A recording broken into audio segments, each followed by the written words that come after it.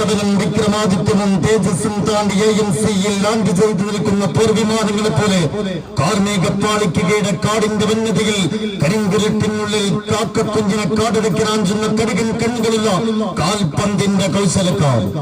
പന്തിൽ മുത്തം വെച്ച് പന്ത് തട്ടിക്കളിച്ച് പന്ത് നെഞ്ചിൽ കയറ്റി പന്തിൽ മുഖപ്പത്ത് കൊണ്ട് പന്ത് കളിയിലെ മക്കയായ ഒരു നാടില്ലേ?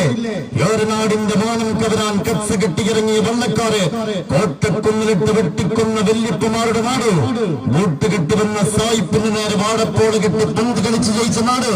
പന്തും പൂട്ടും കൂട്ടുമുട്ടിയാൽ പിന്നെ ഉമ്മാനെ മുപ്പാനെ മോന്റെ കെട്ടിയോളയും വിട്ട് ആ പന്തിന് പിന്നാലെ പായുന്ന പിരാന്തന്മാരുടെ നാട്.